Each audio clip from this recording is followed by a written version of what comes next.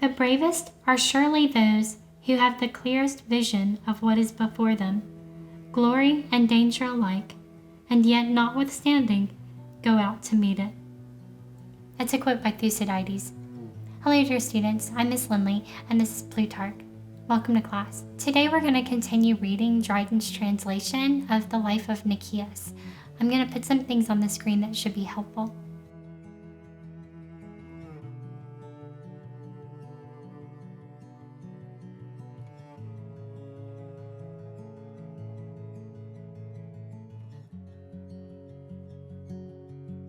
And now we'll continue with the life of Nicias.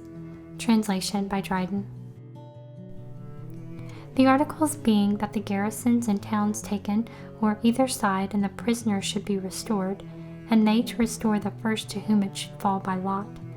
Nicias, as Theophrastus tells us, by a sum of money procured that the lot should fall for the Lacedaemonians to deliver the first. Afterwards, when the Corinthians and the Boeotians showed their dislike of what was done, and by their complaints and accusations were well nigh bringing the war back again,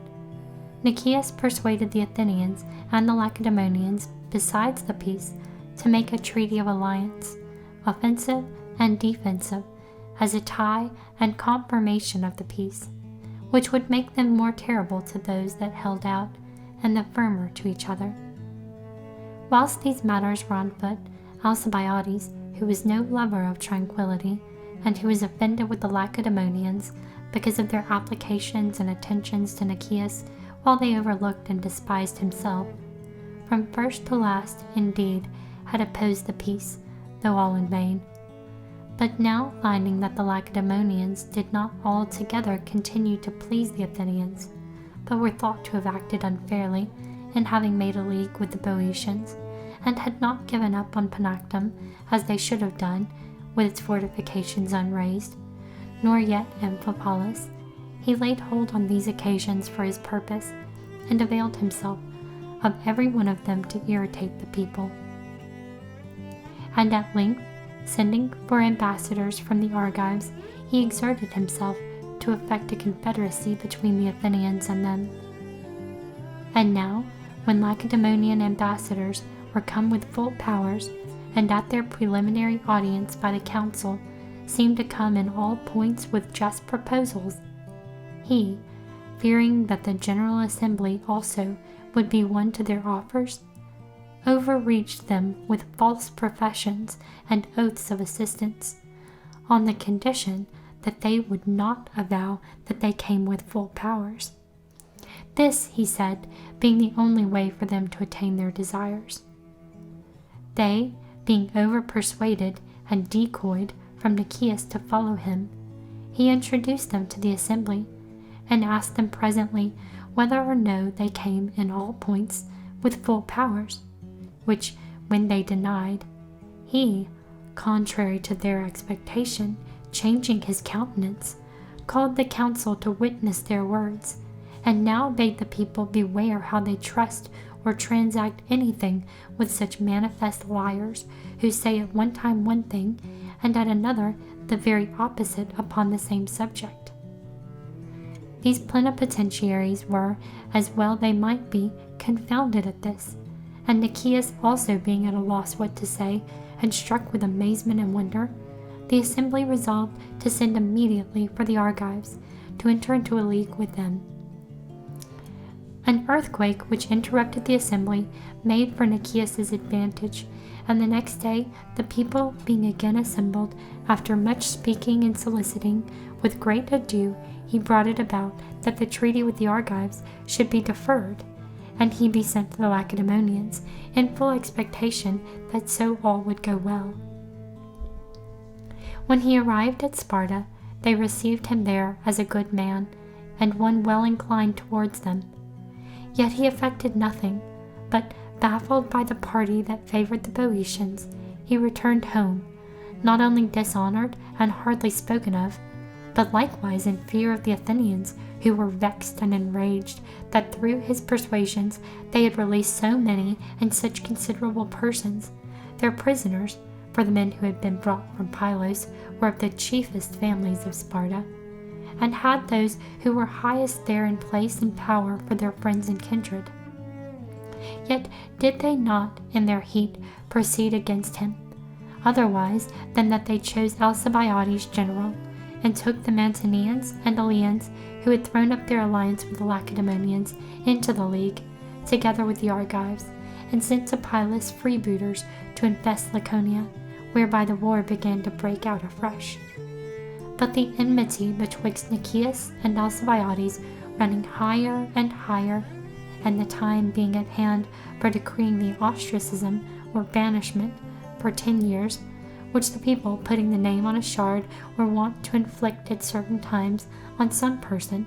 suspected or regarded with jealousy for his popularity or wealth. Both were now in alarm and apprehension, one of them, in all likelihood, being to undergo this ostracism. As the people abominated the life of Alcibiades, and stood in fear of his boldness and resolution, as is shown particularly in the history of him,